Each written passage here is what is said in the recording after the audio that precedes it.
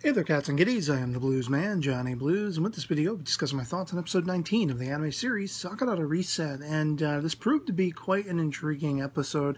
A lot of the questions that were answered fell very, much in line with speculations that I've had going back and forth, that I've, basically proffered in these video discussions, as well as back and forth with you guys in the comments, especially relating to Arachi and finding out that dichotomy between he and his father, even at that early age, flashing back on his history through the words of Sumire being told, she's unraveling this story to Kei in this episode. It was really intriguing that, in a sense, it was kind of the unfairness of life as, the young Arachi, Masamune Arachi, thought of all of this. Originally his father wanted to be rid of these abilities, but he became sort of the blue-collar champion for all of the people who were suffering, who were weak, who didn't have much to live for and couldn't live fairly amongst everyone else.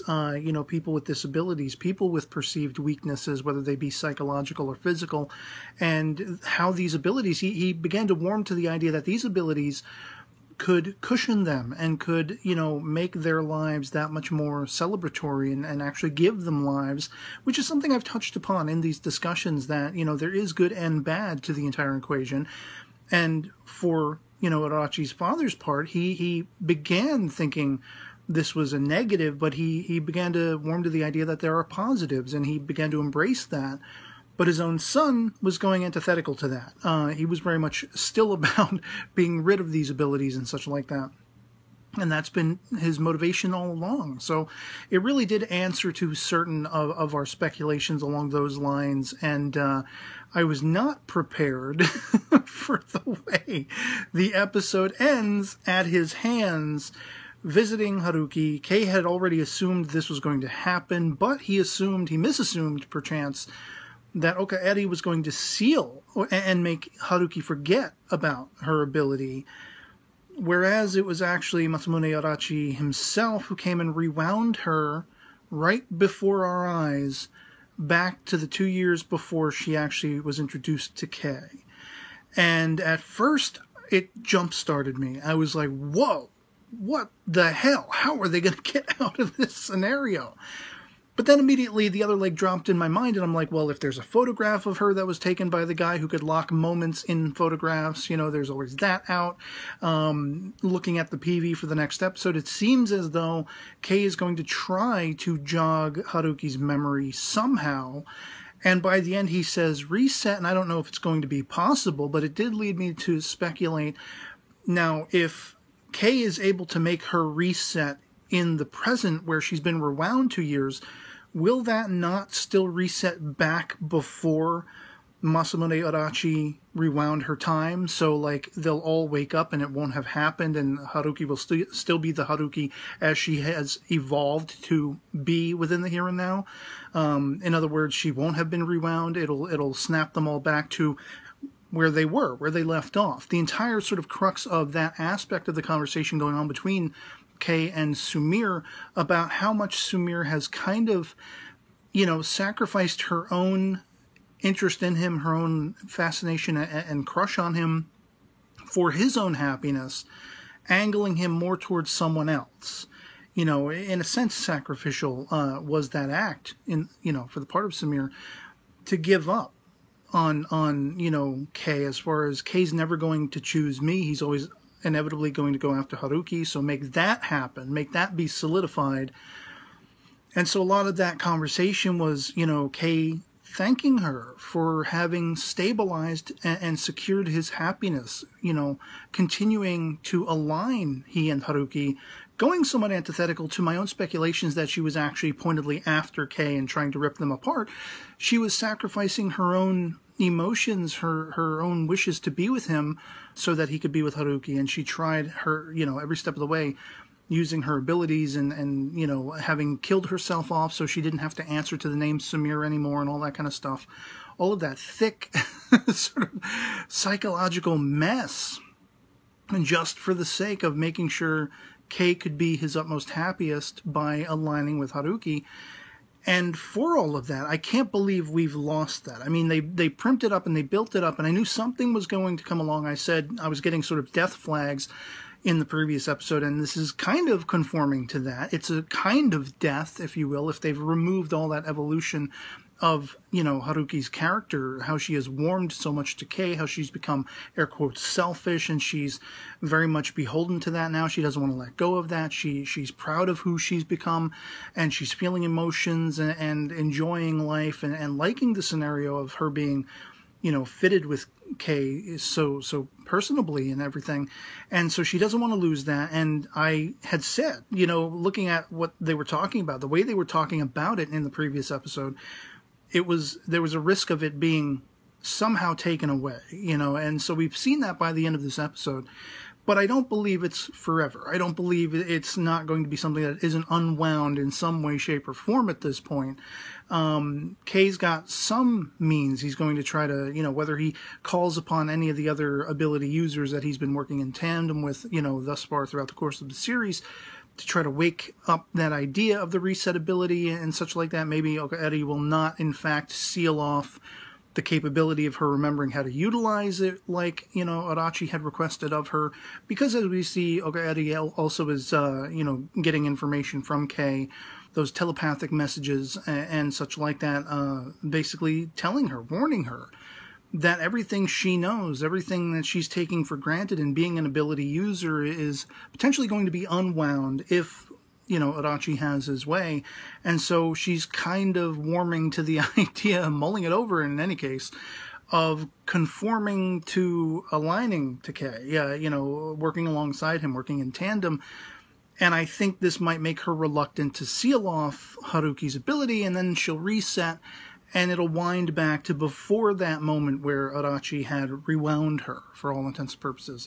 And I loved a lot of the visual cues in this episode, I have to say, between that rewinding scene where you saw Haruki the way she looks in the here and now, and then to sort of punctuate the fact that she's been around, her hair becomes really, really long, and her sort of whole visage becomes younger looking and everything. And it was just visually impactful. But you also had the aspect, I know there are going to be people who are like, why the hell was Samir naked the whole time? Like, for half the episode. But there was a really poignant aspect to that they were taking into account. They were trying to visually show you that all of the shielding was removed, that she is being the most exposing of herself and the truth and everything she's been hiding as is possible, as has been possible. You wanted there to be no sort of doubt in what she was communicating to Kei, what she was telling him, everything like that, her breaking down, her crying, the reason for her taking the shower as Kei finally realizes to hide those tears.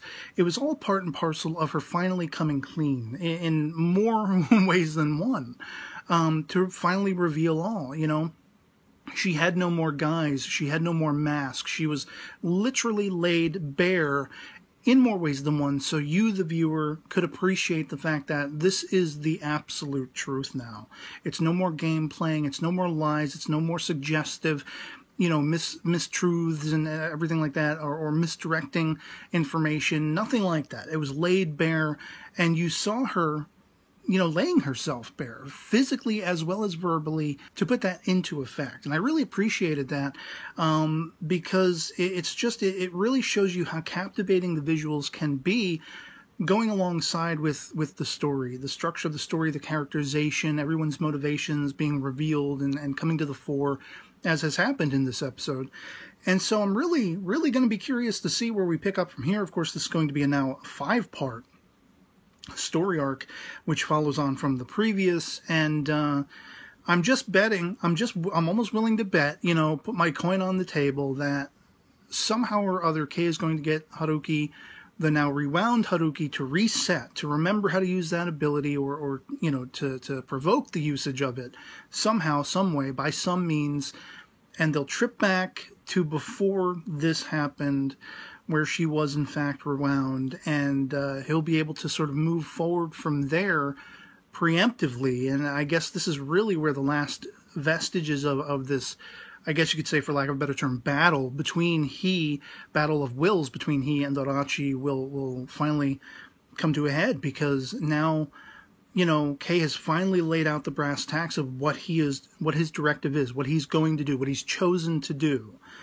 is to preserve the sanctity of the abilities in Sakurada, to be antithetical to Adachi, who wants to wipe them out. Now Adachi has, for all intents and purposes, sort of crossed the boundary into villainy in what he's been capable of doing and what he has done, especially making that move on Haruki very physically, very personally, with the hope of shutting all of Kei's opportunities to unwind it down.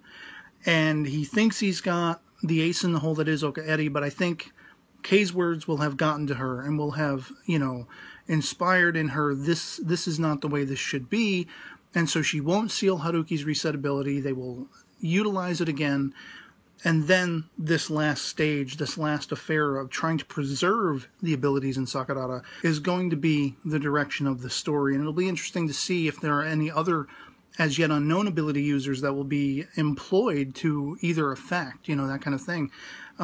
It's just highly engaging and compelling. I was on the edge of my seat and my breath almost caught in my throat. My heart skipped a beat when I saw Adachi rewinding Haruki at first.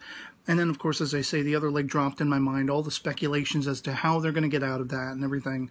And it remains to be seen if it'll be that easy, if, you know, Kei will get her to reset and everything will be unwound, or if there's going to have to be something more elaborate concocted by him to figure this all out. But it's hopefully going to be that easy, because it's such a dire shame to lose all of that character growth and evolution that has happened for Haruki, you know, how far she's come.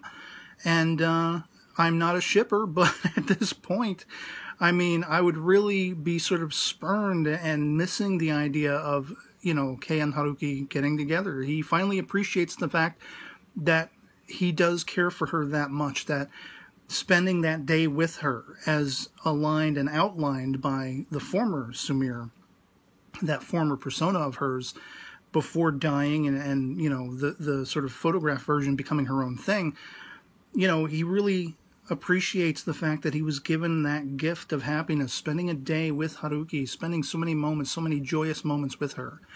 Now he understands how he feels, and he's come clean with that, much as Sumire came clean with all of her involvement in all of this, all of her motivations and misdirections and everything that she's been up to, and why she was up to all of it, was surrounding, preserving his happiness, even at the sacrifice of her own unhappiness.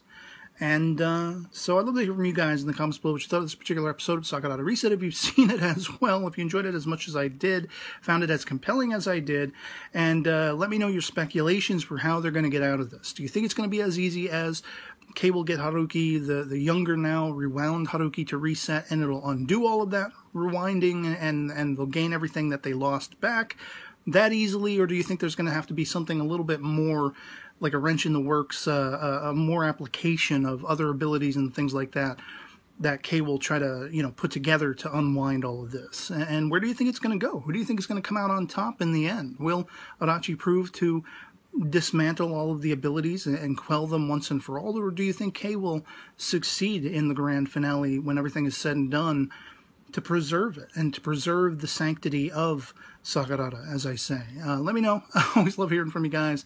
Otherwise, it'll be pretty much for me on this. Hope this video finds you well, and I'll catch you all later. Peace.